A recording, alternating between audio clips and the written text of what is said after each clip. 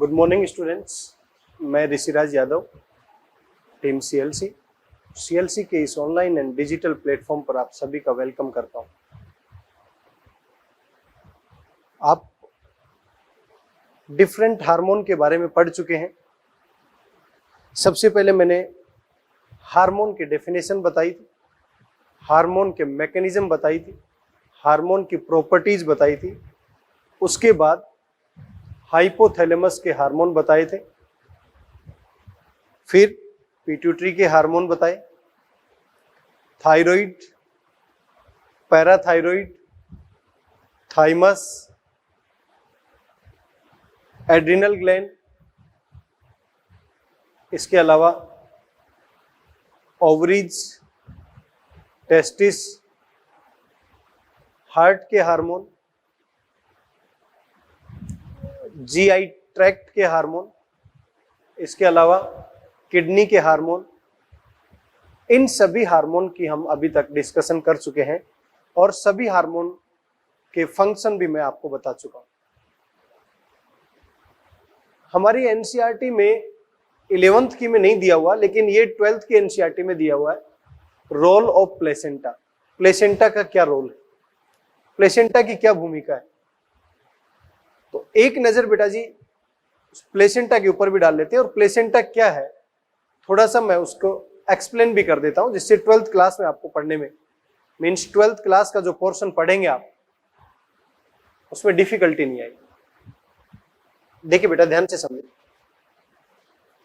Placenta क्या है।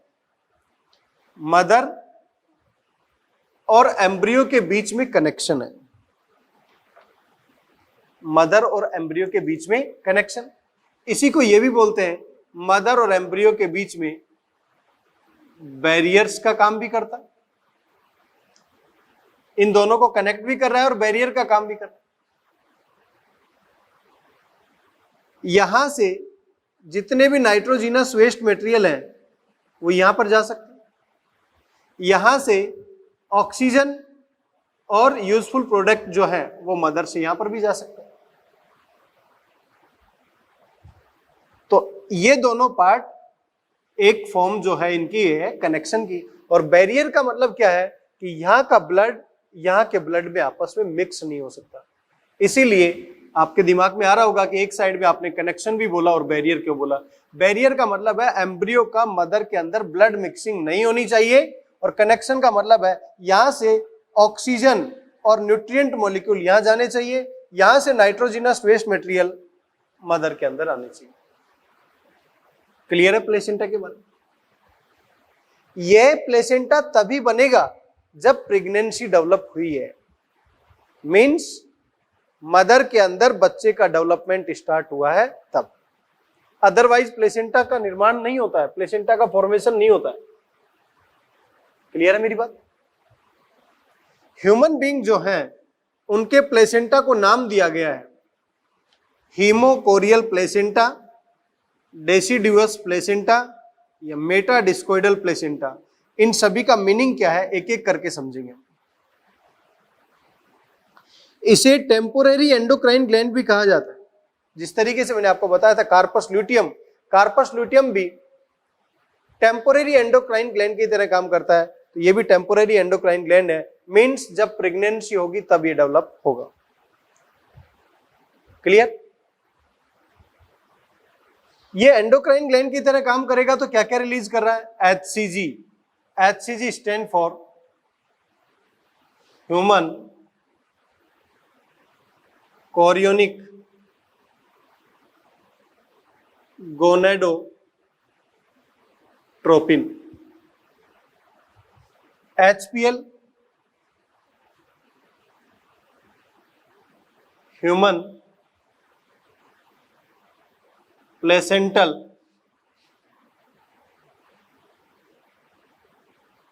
Lactogen. Estrogen, इसके बारे में आपने ओवरीज में भी पढ़ा है। प्रोजेस्टेरोन, इसके बारे में भी आपने ओवरीज में पढ़ा है। रिलैक्सिन, इसके बारे में भी ओवरीज में पढ़ा है। इसका मतलब एस्ट्रोजन, प्रोजेस्टेरोन और रिलैक्सिन, ये जो हार्मोन है ये नॉन प्रेग्नेंट वुमेन में भी देखने को मिलेंगे एंड प्रेग्नेंट वुमेन के अंदर भी देखने को मिलेंगे। एस्ट्रोजन, प्रोजेस्टेरोन, रिलैक्सिन, इनमें से मेजर फॉर्म में देखा जाए तो मैं कह सकता हूं एस्ट्रोजन और प्रोजेस्टेरोन की बात करूं मैं तो ये नॉन प्रेग्नेंट में भी है और प्रेग्नेंट में भी, लेकिन human chorionic gonadotropin, human placental lactogen and relaxin, ये जो हार्मोन है HCG, HPL और रिलैक्सिन, ये ओनली प्रेग्नेंट वुमेन में देखने को मिलेगी। क्लियर है बेटा? दोबारा समझे यहां से, आपके पास प्लेसेंटा से रिलीज होने वाले hormone HCG, HPL, estrogen, progesterone और रिलैक्सिन है। अब एस्ट्रोजन और प्रोजेस्टेरोन जो है वो नॉन प्रेग्नेंट में भी है और प्रेग्नेंट में भी है, लेकिन HCG, HPL और रिलैक्सिन, ये तीनों हार्मोन जनरली प्रेग्नेंट वुमेन के अंदर देखने को मिलेंगे। और आपको 12th क्लास का जो पोर्शन है वहां पर एक लाइन की फॉर्म में देखने को मिलेगा, HCG, HPL and relaxin produced during pregnancy. Clear? अब देखिए बेटा, इनमें से ये जो HCG है, HPL है, रिलैक्सिन है, एस्ट्रोजन है, प्रोजेस्टेरोन है, इनमें से ये जो हार्मोन आपको दिखाई दे रहे हैं एस्ट्रोजन और प्रोजेस्टेरोन, ये कैसे नेचर के हैं? स्टीरॉयड नेचर के। और ये जो हार्मोन है HCG, HPL, ये प्रोटीनियस नेचर के। तो प्लेसेंटा से दोनों तरीके के हार्मोन रिलीज हो रहे हैं, प्रोटीन नेचर के भी और स्टीरॉयड नेचर के भी। क्लियर? अब देखिए बेटा, अभी जो मैंने बताया कि हीमोकोरियल, डेसिडुअस और मेटाडिस्कोइडल, इसका मीनिंग क्या है ये भी पता होना चाहिए।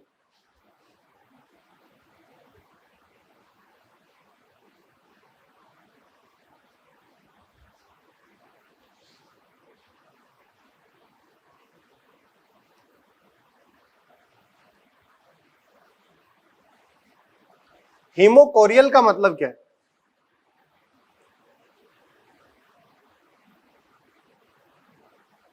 ये हिम पार्ट, कोरियल का मतलब है 1, 2 एंड 3, ये एम्ब्रियो के पार्ट है और ये मदर का पार्ट।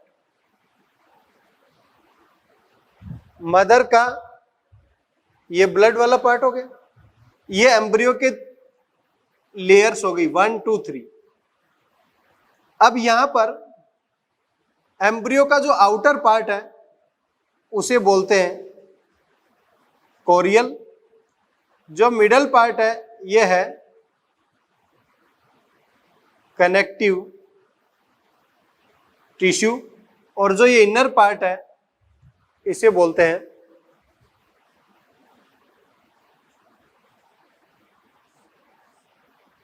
एंडो। मीन्स ये कोरियल पार्ट, ये कनेक्टिव टिश्यू और ये एंडो मीन्स एंडोथीलियल पार्ट। तो मैं कह सकता हूं यहां पर ह्यूमन बीइंग का जो प्लेसेंटा है उसमें तीनों जो लेयर है वो एम्ब्रियो ने फॉर्म किए हैं, फर्स्ट, सेकेंड, 3। ये फर्स्ट, सेकेंड और थर्ड, ये तीनों लेयर किसने बनाई? ये बनाई एम्ब्रियो ने। और मदर का क्या पार्ट है? यहां पर ब्लड। तो ये ब्लड डायरेक्ट कांटेक्ट में है कौन सी लेयर के? कोरियल के। तो ये ब्लड है तो इसका मतलब ये हिम वाला पार्ट हो गया, और कोरियल लेयर के कांटेक्ट में इसी का नाम कह दिया हीमोकोरियल। आपसे पूछ लिया जाए ह्यूमन बीइंग का हीमोकोरियल प्लेसेंटा में कितने बैरियर होते हैं? बैरियर कितने होते हैं? 3। कितने बैरियर हैं? 3। 1, 2। मैक्सिमम बैरियर कितने हो सकते हैं?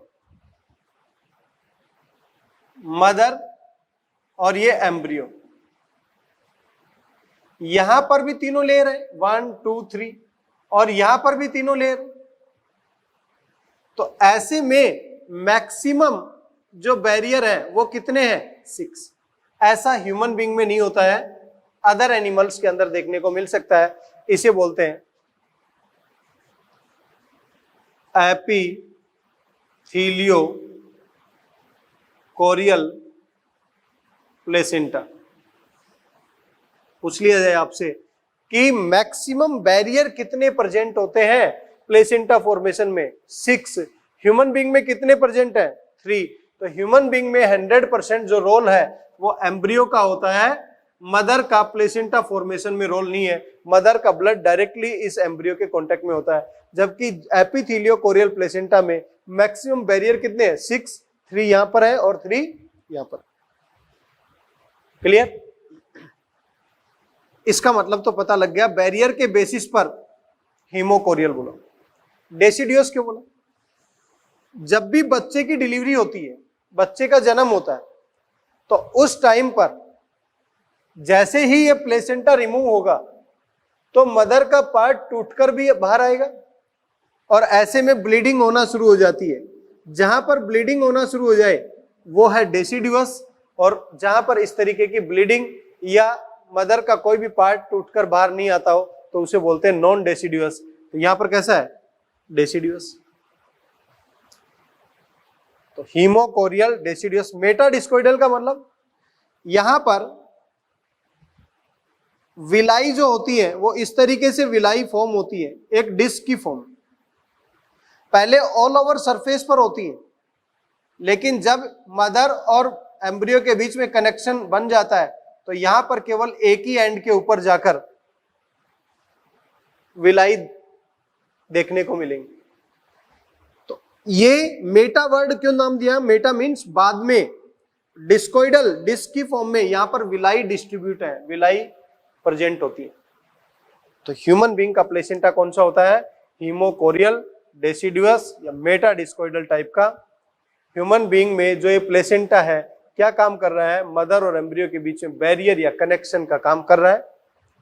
टेम्पोररी एंडोक्राइन ग्लैंड है, क्या रिलीज करेगा? HCG human chorionic gonadotropin, HPL human placental lactogen, estrogen, progesterone और रिलैक्सिन, ये हार्मोन रिलीज कर रहा है, जिसमें से एस्ट्रोजन प्रोजेस्ट्रोन स्टेरॉइड नेचर का है। बाकी जो हार्मोन है HCG है, HPL है, ये कैसे नेचर के हैं? प्रोटीनियस नेचर के हार्मोन है। क्लियर बेटा? क्लियर है यहां तक सभी को? नेक्स्ट पॉइंट देखिए।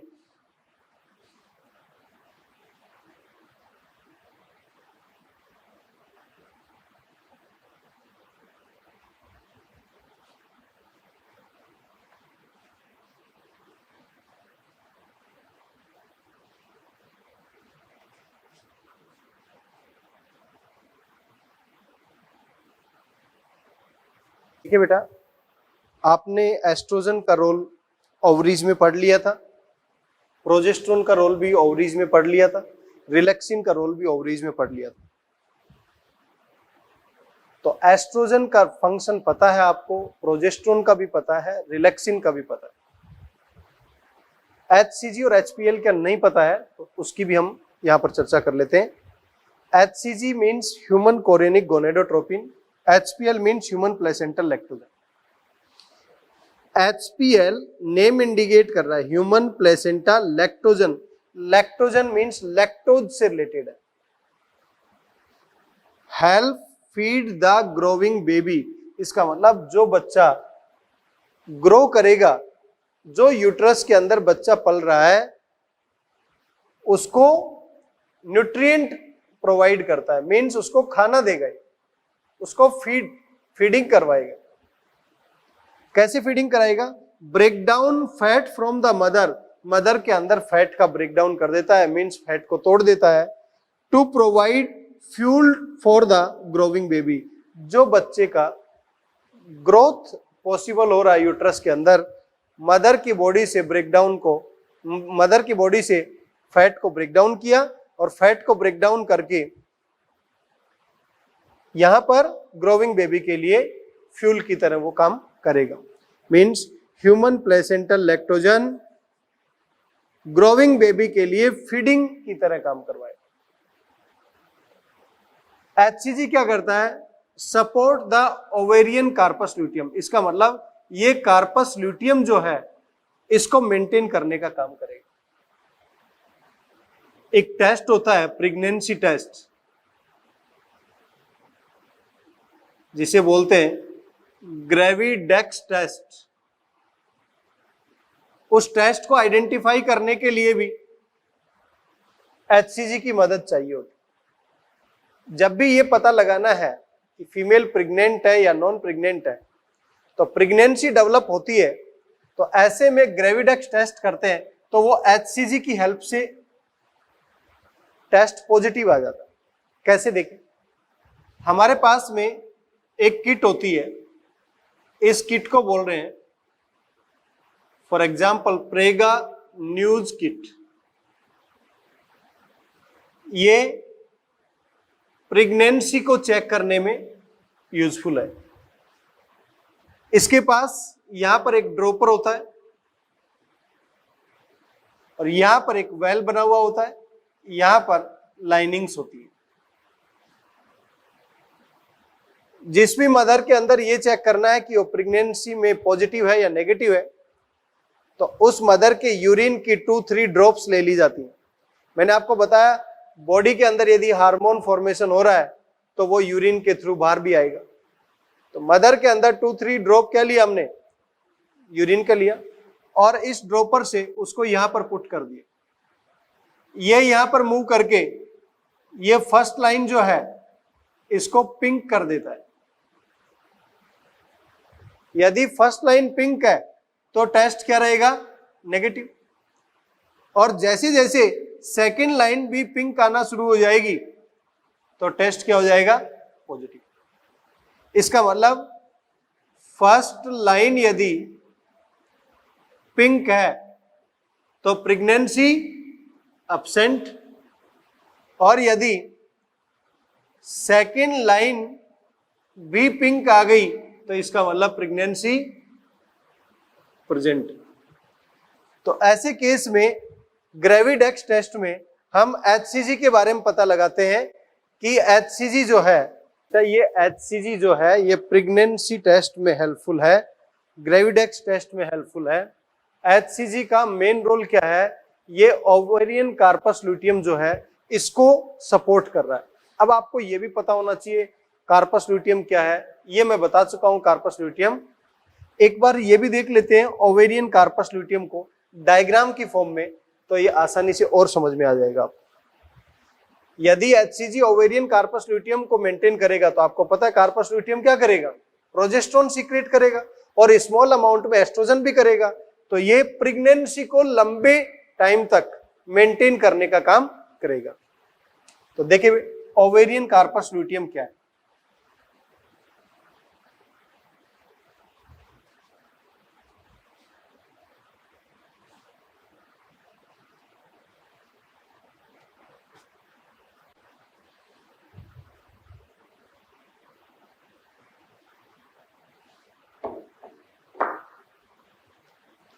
देखिए बेटा, इसके लिए हमें TS ऑफ ओवरी देखनी पड़ेगी,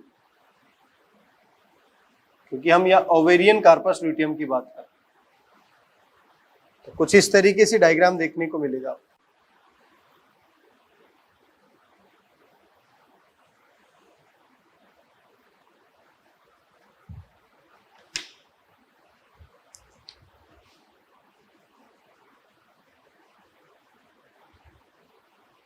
ये इस ओवरी के कट सेक्शन में आउटर पार्ट है,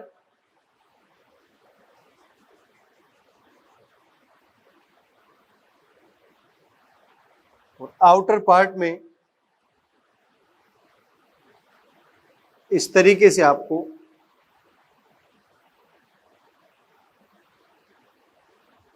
ये जो दिखाई दे रहे हैं ये फॉलिकल्स हैं।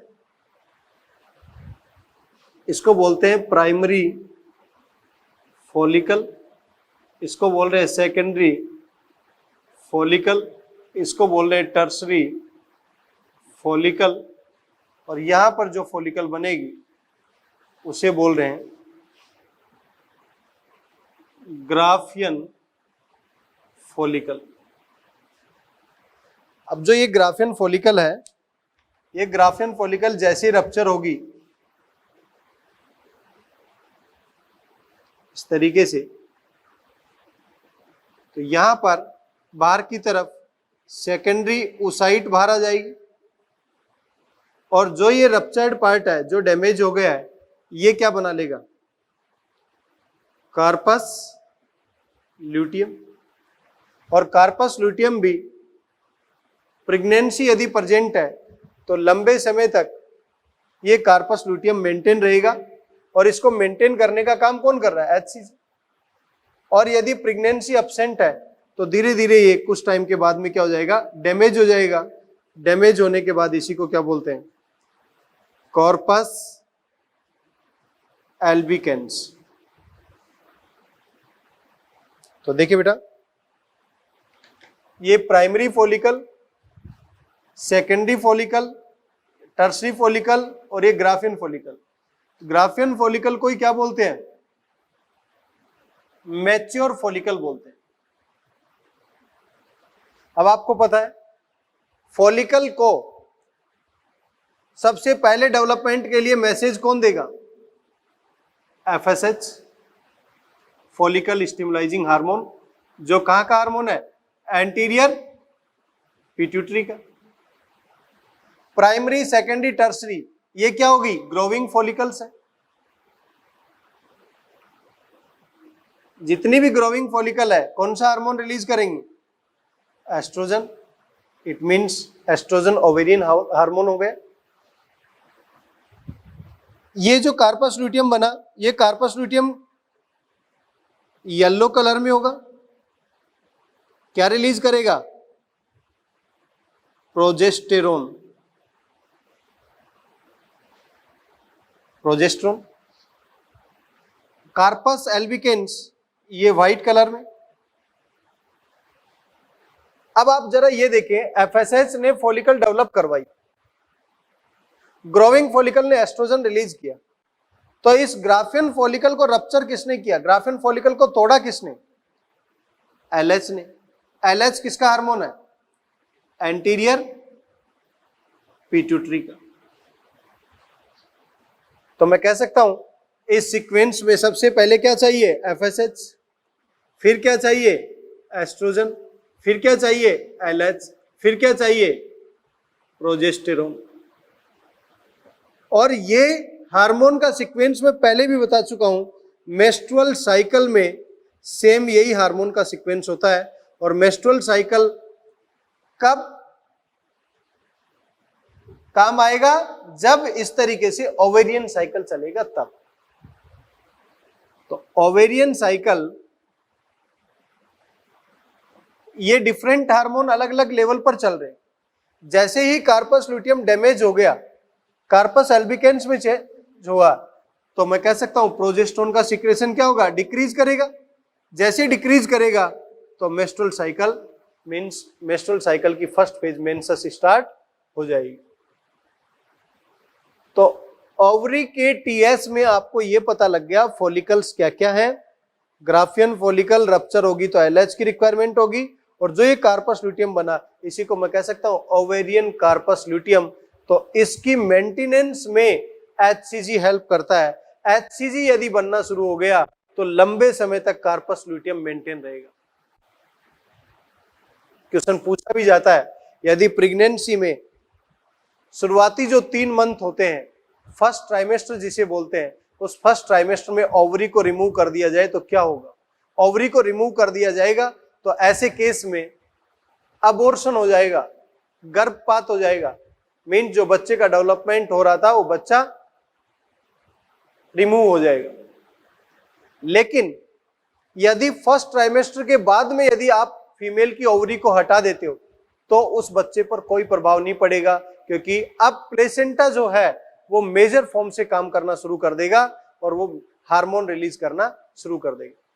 तो सेकंड और थर्ड ट्राइमेस्टर में यदि आप ओवरीज को हटाते हो तो बच्चे के डेवलपमेंट में कोई इफेक्ट नहीं आएगा, लेकिन फर्स्ट ट्राइमेस्टर में यदि आप ओवरीज को हटा देते हो तो बच्चे के डेवलपमेंट में फर्क आएगा और बच्चे का डेवलपमेंट नहीं हो पाएगा, मींस अबॉर्शन हो जाएगा। क्लियर है बेटा?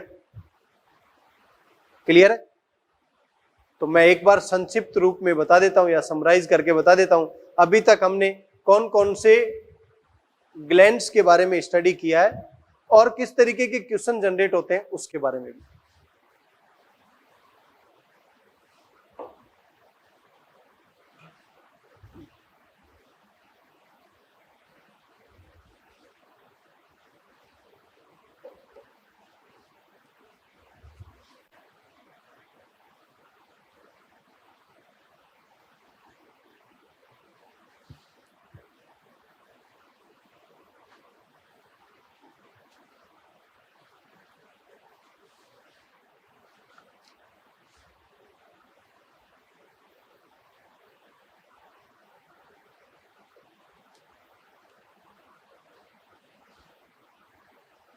देखिए बेटा, हमने अभी तक जो स्टडी किया वो क्या क्या स्टडी किया? हाइपोथैलेमस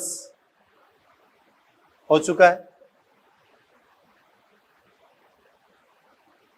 पिट्यूटरी ग्लैंड ये भी हो चुकी है,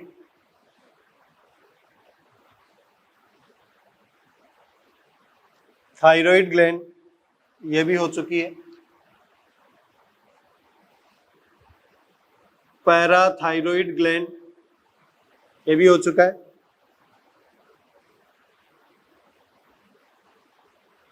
pineal gland,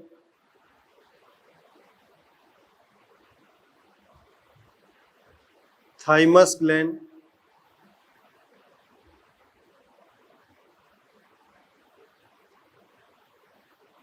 adrenal gland,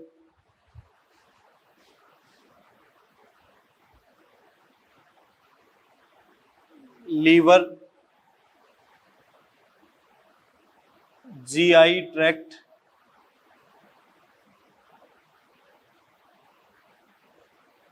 kidney,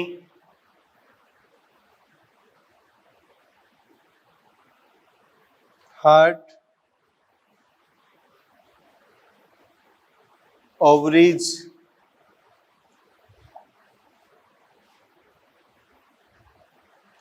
testis,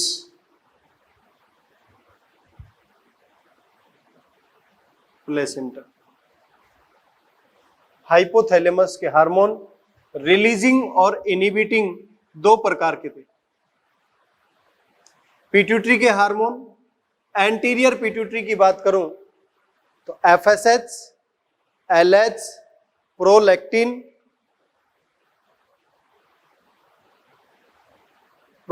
के अलावा टीएसएच, एसीटीएच ये सभी एंटीरियर पिट्यूटरी के। पोस्टीरियर पिट्यूटरी किसी भी प्रकार का कोई हार्मोन नहीं बनाती है, वो केवल हार्मोन को स्टोर करती है। कौन कौन से हार्मोन को स्टोर कर रही है? जैसे कि ऑक्सीटोसिन है और एडीएच है, उनको स्टोर कर। Thyroid, T3, T4, thyroxine and calcitonin. Parathyroid, parathormone या PTH. Pineal gland, melatonin. Thymus, thymosin.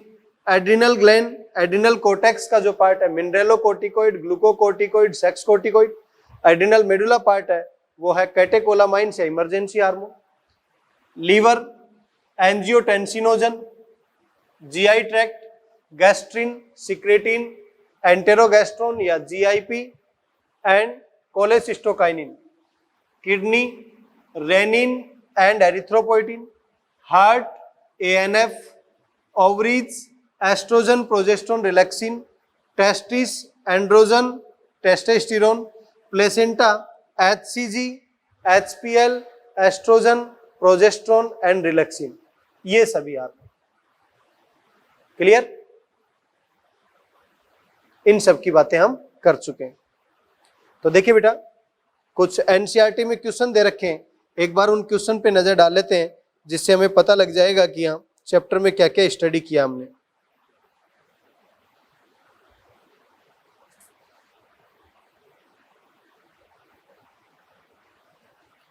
देखिए, एनसीईआरटी में क्वेश्चन नंबर 9 पर दिया गया है, match the column A T4, B PTH, C GnRH और डी LH। इस साइड में दे रखा है first, second, third and fourth पे hypothalamus, thyroid, pituitary, parathyroid. T4 thyroid से मैच करवा देंगे, PTH पैराथायराइड से मैच करवा देंगे, गोनेडोट्रोपिक रिलीजिंग हार्मोन हाइपोथैलेमस से, LH एंटीरियर पिट्यूटरी से। Question complete. नेक्स्ट क्वेश्चन देखें। नेक्स्ट क्वेश्चन है list the hormone secreted by the following. Hypothalamus के हार्मोन आपको पता है, पिट्यूटरी के आपको पता है, थायराइड के आपको पता है, पैराथायराइड के भी पता है, एड्रिनल ग्लैंड के पता है, थाइमस के पता है, टेस्टिस के पता है, ओवरीज के पता है, जीआई ट्रैक्ट के पता है, एट्रियम या हार्ट, इसी को एट्रियम नाम दिया गया। क्लियर? सभी के हार्मोन की लिस्ट बनानी है, बना सकते हैं। नेक्स्ट देखिए इसी में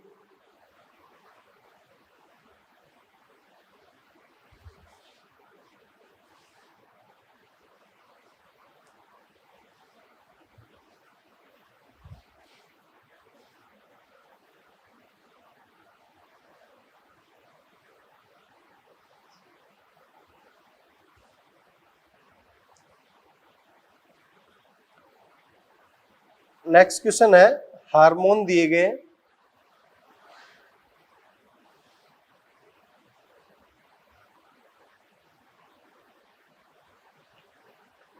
PTH, thymosin, thyroid hormone,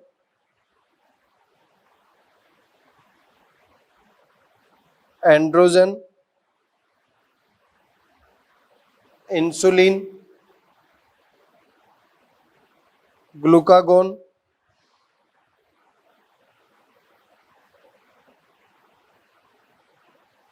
oestrogen.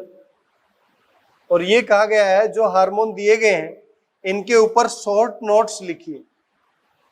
तो देखिए बेटा, PTH पैराथार्मोन से रिलीज होगा। PTH हमारी बॉडी में कैल्शियम को रेगुलेट करेगा। थाइमोसिन थाइमस से रिलीज होगा, हमारी बॉडी की सेल मीडिएटेड इम्यून रेस्पॉन्स बनाएगा। थायराइड हार्मोन, थायराइड हमारे थायरोक्सिन जो हार्मोन है हमारी बॉडी में BMR को रेगुलेट करता है। इसके अलावा मेटामॉर्फोसिस को रेगुलेट करता है। एंड्रोजन हार्मोन, ये एंड्रोजन हार्मोन टेस्टिस से रिलीज होगा, टेस्टोस्टेरोन। ये मेल के अंदर सेकेंडरी सेक्सुअल कैरेक्टर को मेंटेन करता है या मेल सेक्सुअल बिहेवियर को कंट्रोल करता है। इंसुलिन, ये हमारी बॉडी के अंदर कार्बोहाइड्रेट मेटाबॉलिज्म से रिलेटेड है, बॉडी के अंदर ब्लड के अंदर ग्लूकोज के लेवल को कम करता है, मींस हाइपोग्लाइसेमिक है। और इसी का अपोजिट क्या है, ग्लूकागोन, जो ग्लूकोज के लेवल को इंक्रीज करता है, हाइपरग्लाइसेमिक हार्मोन। एस्ट्रोजन, ये फीमेल बॉडी के अंदर ओवरीज से एंड प्लेसेंटा से रिलीज होता है। ये फीमेल के अंदर सेकेंडरी सेक्सुअल कैरेक्टर को मेंटेन करेगा और ये estrogen high pitch voice generate करने में हेल्प करता है। तो सभी के ऊपर हम शॉर्ट नोट्स भी लिख सकते हैं।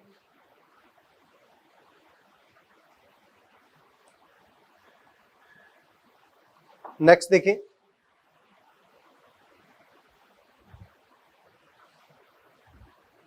नेक्स्ट क्वेश्चन है डायबिटीज, मेलाइटस, गोइटर,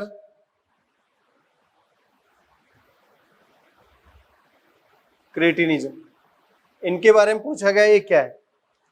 तो डायबिटीज मेलाइटस क्या है बेटा जी?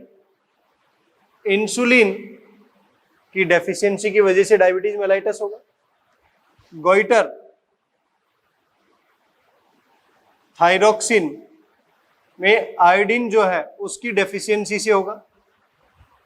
और क्रिटिनिज्म जो है, क्रिटिनिज्म इसका मतलब है यहां पर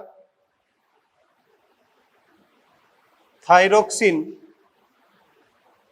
चिल्ड्रन के अंदर हाइपोसिक्रेशन हो रखा है। इसका मतलब छोटे बच्चों के अंदर क्रिटिनिज्म केस देखने को मिलता है। तो ये किससे रिलेटेड है? डायबिटीज मेलाइटस इंसुलिन की डेफिशिएंसी से, गोइटर थायरोक्सिन नहीं बनेगा आयोडीन डेफिशिएंसी से, और क्रिटिनिज्म थायरोक्सिन या थायराइड हार्मोन के चिल्ड्रन के अंदर डेफिशिएंसी से क्रिटिनिज्म होगा। ठीक है,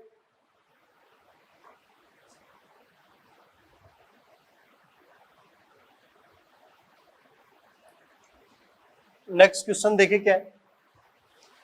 नेक्स्ट क्वेश्चन दिया गया है hypoglycemic hormone,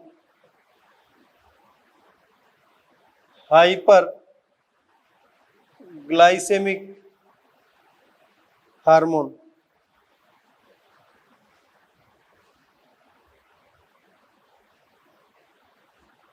gonadotropic hormone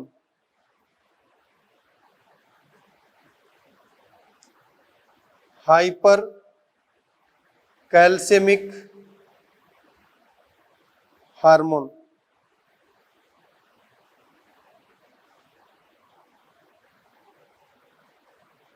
blood pressure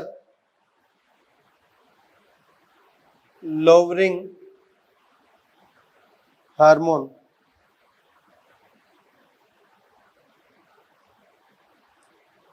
androgen and estrogen hormone.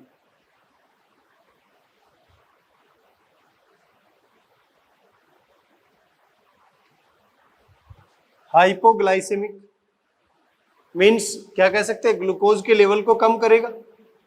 तो इसका एग्जाम्पल क्या होगा? इंसुलिन। हाइपरग्लाइसेमिक इसका मतलब ग्लूकोज के लेवल को ब्लड में इंक्रीज करेगा। तो ये क्या होगा? ग्लूकागोन। गोनेडोट्रोपिक हार्मोन एफएसएच है और एलएच है। हाइपर कैल्सियमिक मीन्स ब्लड के कैल्शियम को इंक्रीज करना, PTH. Blood pressure lowering hormone, blood pressure को लोअर, वैसोडाइलेटर वाला इफेक्ट आएगा, एएनएफ एट्रियल न्यूट्रियूरेटिक फैक्टर। एंड्रोजन का एग्जांपल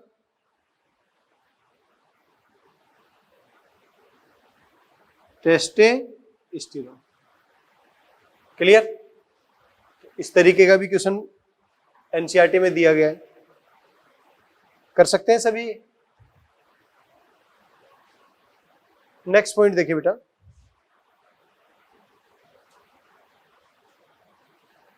नेक्स्ट क्वेश्चन क्या दिया गया है?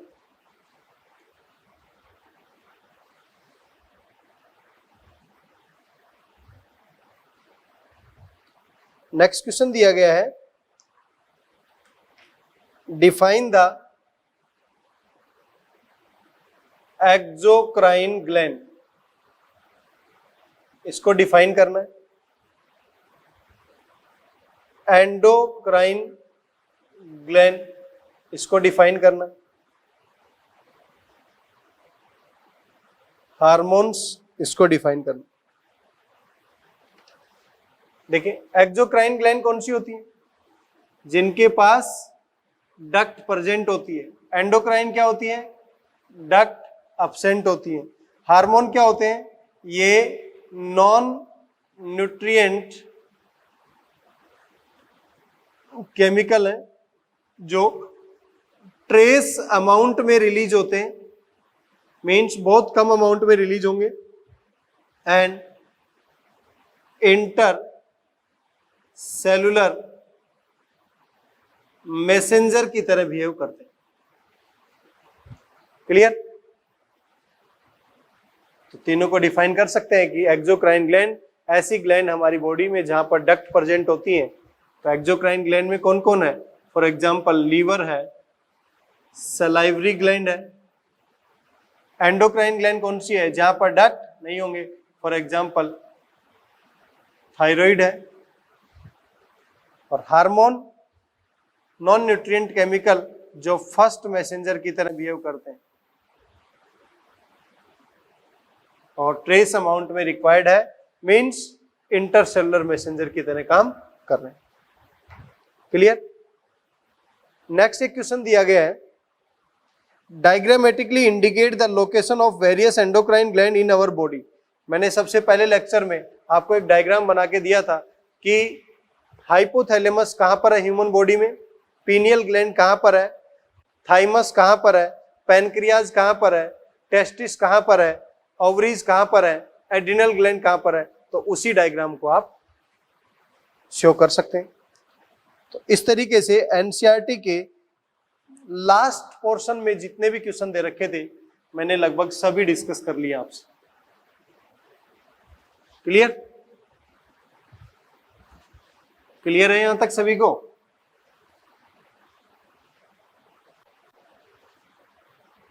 ठीक है कि बेटा इसी से रिलेटेड कुछ क्वेश्चन प्रैक्टिस कर लेते हैं कि और भी किस तरीके के क्वेश्चन पूछे जा सकते हैं। तो पहला क्वेश्चन है, gluconeogenesis proteolysis in our body is promoted by. Proteolysis का मतलब होता है प्रोटीन का ब्रेकडाउन, ग्लूकोनियोजेनेसिस का मतलब होता है ग्लूकोज का सिंथेसिस होना लैक्टिक एसिड से या डिफरेंट एमिनो एसिड से। फर्स्ट ऑप्शन दे रखा है ग्रोथ हार्मोन, सेकंड ऑप्शन दे रखा है thyroid stimulating hormone, third option दे रखा है कोर्टिसोल, फोर्थ ऑप्शन दे रखा है थायरोक्सिन। अब देखिए बेटा, ग्लूकोनियोजेनेसिस एंड प्रोटियोलिसिस, इसका मतलब प्रोटीन का ब्रेकडाउन करना। ग्लूकोनियोजेनेसिस, प्रोटीन का ब्रेकडाउन करेंगे तो डिफरेंट एमिनो एसिड बनेंगे, डिफरेंट एमिनो एसिड से ग्लूकोनियोजेनेसिस मीन ग्लूकोज का फॉर्मेशन। तो ब्लड का ग्लूकोज लेवल क्या होना चाहिए? इंक्रीज। ग्लूकोज को मेंटेन करने के लिए कौन सा हार्मोन है इनमें से?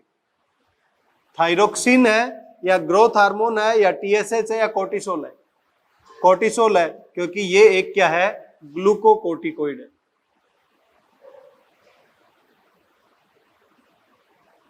क्लियर? करेक्ट आंसर क्या होगा बेटा जी? Cortisol.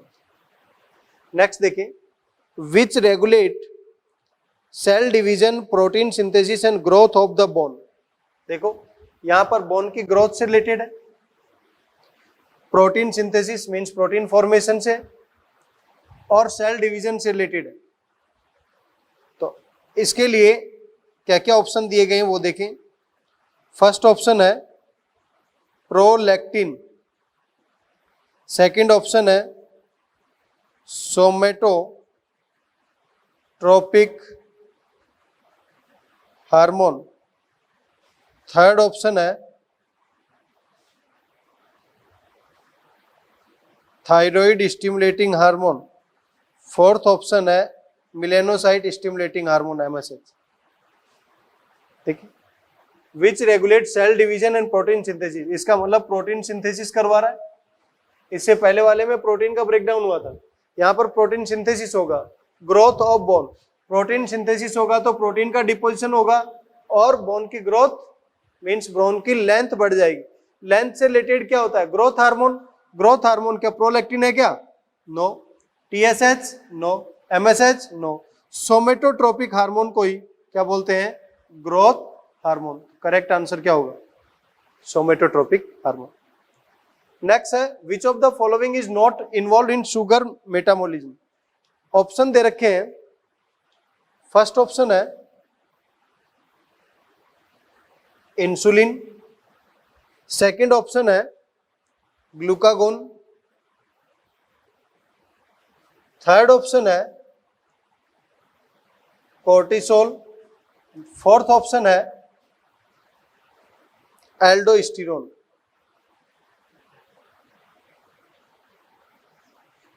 Insulin, glucagon, cortisol and aldosterone. Insulin glucose के मेटाबॉलिज्म से रिलेटेड है, ग्लूकागॉन भी ग्लूकोज के मेटाबॉलिज्म से रिलेटेड है। ये क्या है? हाइपोग्लाइसेमिक, ये है हाइपरग्लाइसेमिक। कोर्टिसोल ये ग्लूकोकोर्टिकोइड है, मींस ग्लूकोज से रिलेटेड ये भी है, ग्लूकोज से रिलेटेड ये भी है, ग्लूकोज से रिलेटेड ये भी है। कौन रिलेटेड नहीं है? एल्डोस्टेरोन, ये मिनरलोकोर्टिकोइड से बेटा।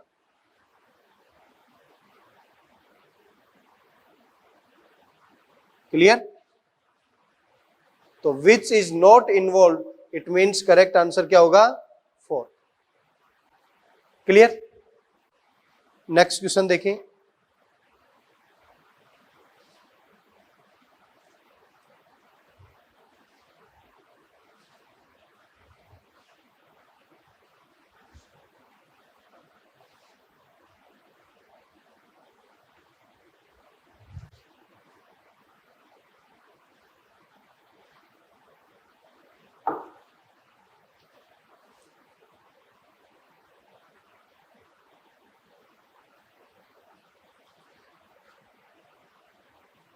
कॉलम फर्स्ट,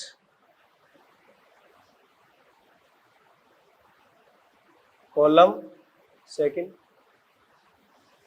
कॉलम फर्स्ट में है ANF, MSH, GIP,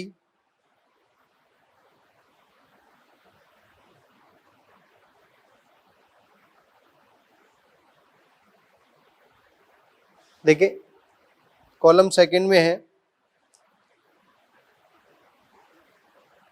regulates blood calcium level. Second में है डिक्रीज ब्लड प्रेशर।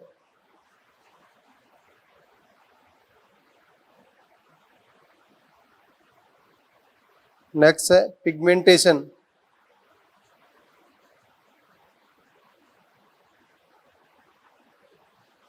नेक्स्ट है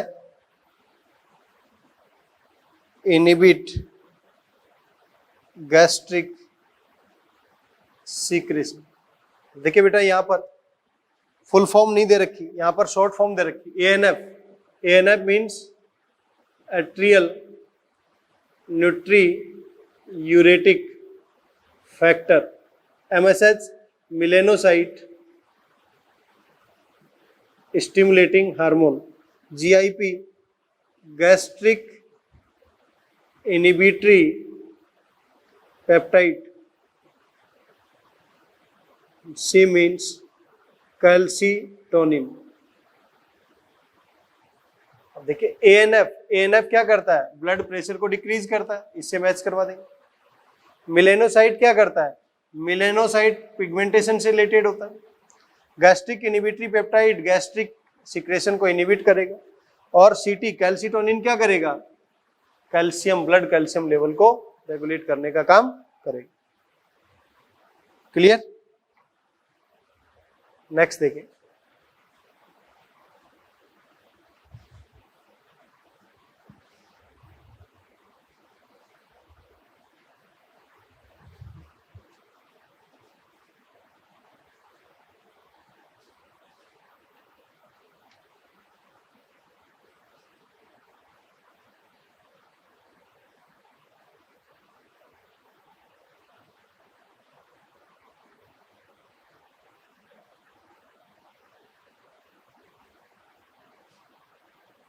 select the correct A to E। A से लेकर E तक आपको करेक्ट आइडेंटिफाई करना।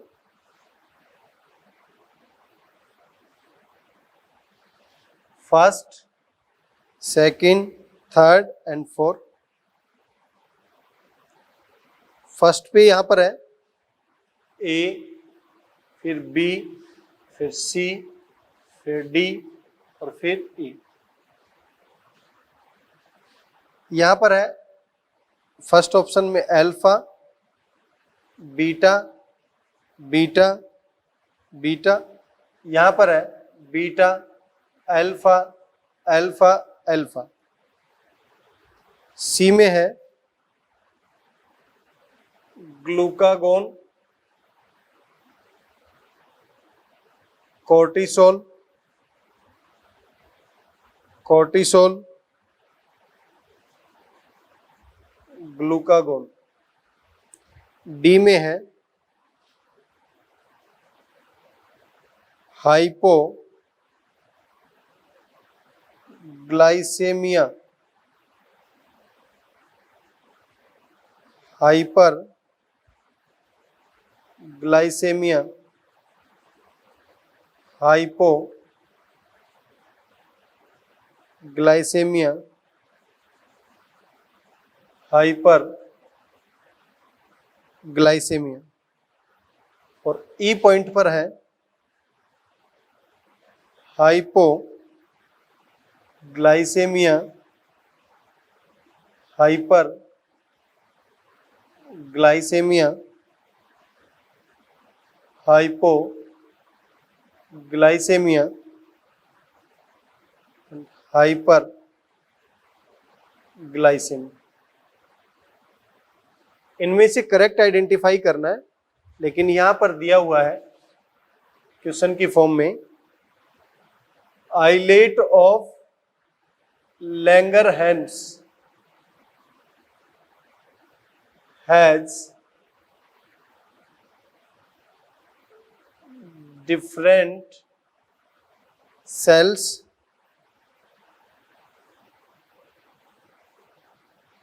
यहां पर है ए सेल,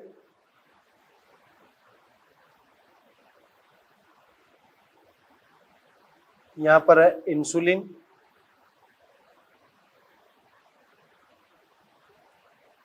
and causes D। और यह है बी सेल,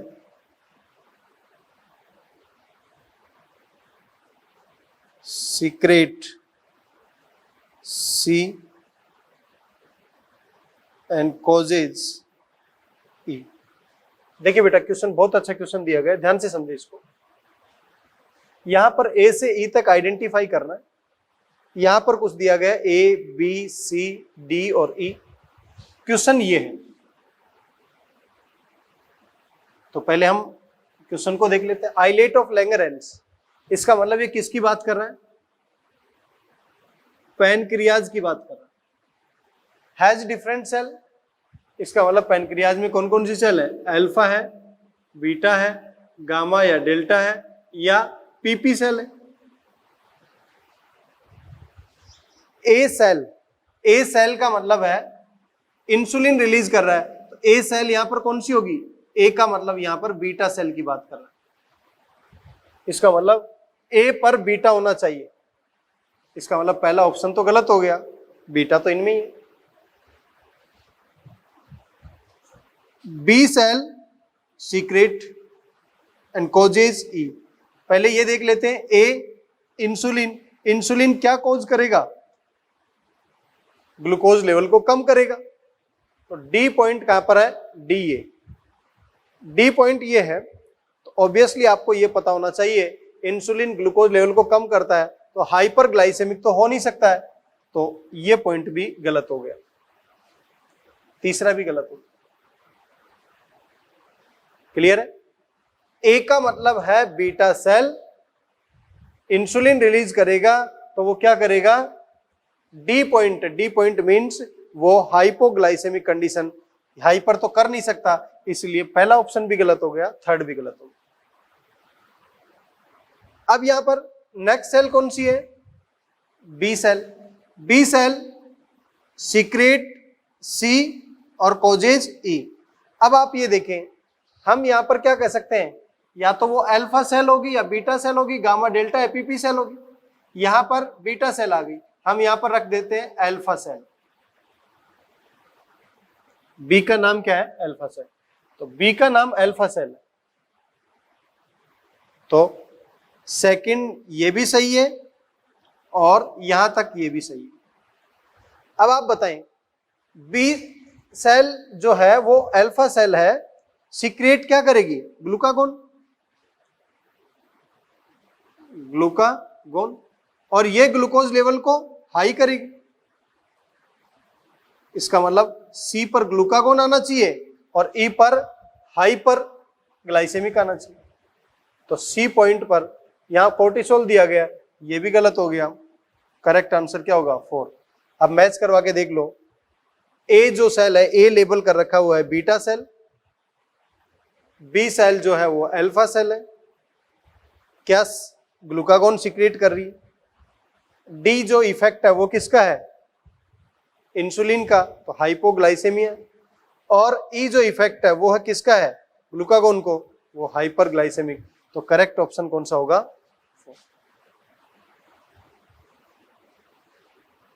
क्लियर है यहां तक? इसी के साथ मैं आपको बता दूं कि यहां पर ये जो चैप्टर है इसके डिफरेंट हार्मोन और डिफरेंट ग्लैंड्स के बारे में मैंने जो कंप्लीट डिस्कशन कर लिया है। अब हमारे पास 1 से 2 क्लासेस जो इसमें है, तो हम अभी तक फिजियोलॉजी के जितने भी चैप्टर कर चुके हैं उनसे लगभग एक एनसीईआरटी का एग्जाम्पलर पार्ट आता है। उस एग्जाम्पलर में भी जो इंपॉर्टेंट क्वेश्चंस है, तो 1 से 2 दिन में हम उनको भी कंप्लीट करने की कोशिश करेंगे नेक्स्ट क्लासेज में, जिससे आपको आइडिया मिले कि ब्रीथिंग से रिलेटेड कैसे क्वेश्चन पूछे जाते हैं, एक्सक्रीशन से रिलेटेड कैसे पूछे जाते हैं, डाइजेशन से रिलेटेड कैसे पूछे जाते हैं,